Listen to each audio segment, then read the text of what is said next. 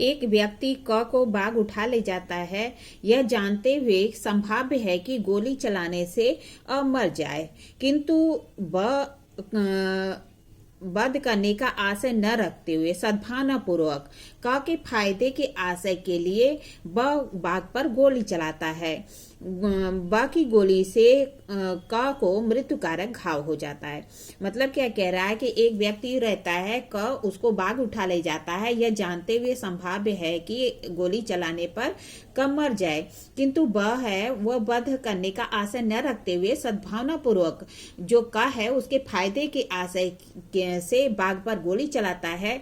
ब की गोली से जो क है उसे मृत्युकारक घाव हो जाता है। यहाँ पे जो ब है उसके बारे में बताना है कि उसका जो है किया गया कार्य क्या अपराध का गठित करता है और नहीं करता है तो किस धारा में। तो प्रस्तुत समस्या जो धारा 92 का दृष्टांत ख है उस पर आधारित है। जो आईपीसी की धारा 92 है उसका दृष्टांत ख पर आधारित है। धारा 92 ऐसे कार्यों को बचाव प्रदान करती है जो कि किसी व्यक्ति के फायदे के लिए उसकी सहमत के बिना सद्भावना पूर्वक किया जाता है।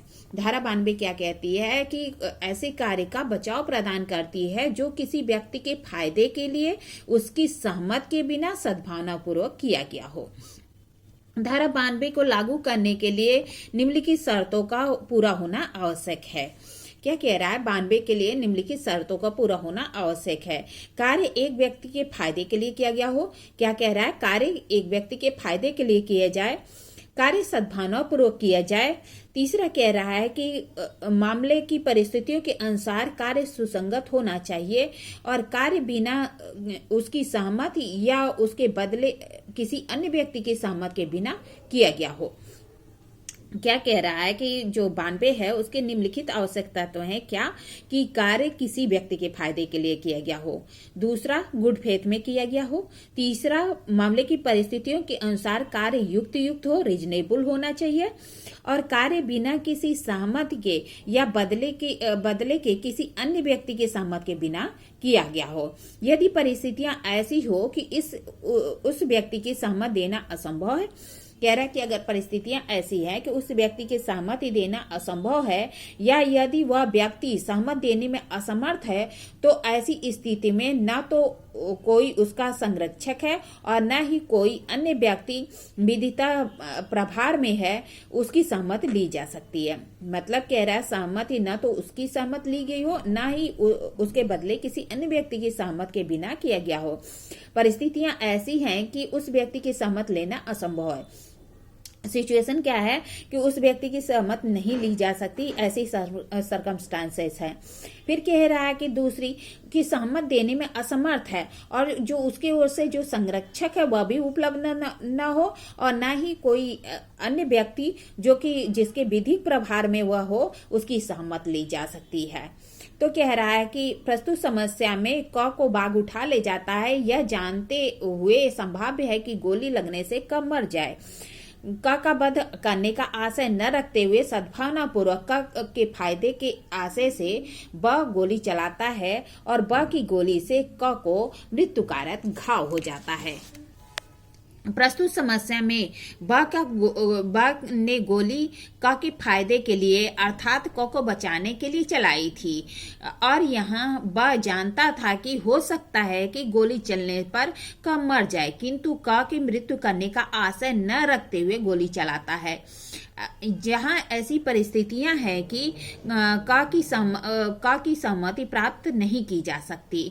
मेन ने कहा भी है कि 92 के अंतर्गत जहाँ परिस्थितियां ऐसी हैं जो सहमति को असंभव बना देती है और जहां किसी व्यक्ति के मामले में जो सहमत देने के लिए असमर्थ है तथा पास में कोई ऐसा व्यक्ति नहीं है जिससे कि सहमति उसके बदले ली जा सके, सहमत की आवश्यकता को पूर्णतः समाप्त हो जाती है। मतलब क्या कह रहा है कि प्रस्तुत मामले में क्या है कि ब की गोली आ के फायदे के जो का है उसके फायदे के लिए है और उसको बचाने के लिए है। और वह जानता भी है कि अगर गोली चलाता है तो हो सकता है कि गोली जो का है उसको लग जाए और जो है वो मर जाए, किंतु जो वह है क की मृत्यु न करने के आशय से गोली चलाता है। और परिस्थितियां भी ऐसी हैं कि क की सहमत नहीं ली जा सकती। और मेन ने भी कहा था कि 92 के लिए जहां परिस्थितियां ऐसी हैं कि सहमत नहीं ली जा सकती, सहमति असंभव है, या जहां पे उसकी ओर से अन्य कोई व्यक्ति सहमत देने के लिए उपलब्ध नहीं है, तो वहां पे जो कार्य किया जाता है उसमें जो है कि सद्भावनापूर्वक अगर किया जाता है, आपराधिक आशय या ज्ञान के बिना किया जाता है, तो ऐसे व्यक्ति को बचाव उपलब्ध होता है। क्योंकि प्रस्तुत मामले में जो है प्रस्तुत मामले में क को बचाने के लिए अर्थात उसके फायदे के लिए एक बाघ पर गोली चलाई गई। यद्यपि गोली क को लग जाती है, फिर भी वह किसी भी अपराध के लिए दोषी नहीं होगा। मतलब क्या कह रहा है कि उसने जो बा है उसका आपराधिक आशय नहीं था और न ही उसका कोई इंटेंशन था। और कह रहा है कि जो बा ने गोली चलाई है वह अ के फायदे के लिए, उसको बचाने के लिए चलाई है। यद्यपि गोली अ को लग जाती है और वह जो है मारा जाता है, फिर भी जो है बा किसी भी अपराध का दोषी नहीं होगा, क्योंकि उसने जो कार्य किया था गुड फेथ में किया था और का को बचाने के लिए, उसके फायदे के लिए किया था। इस तरह मैंने आपको प्रॉब्लम बताई, प्रॉब्लम का सलूशन बताया। ऐसी अच्छी अच्छी प्रॉब्लम के लिए मेरा चैनल सब्सक्राइब करिए, लाइक और कमेंट करिए। ठीक है, धन्यवाद, थैंक यू।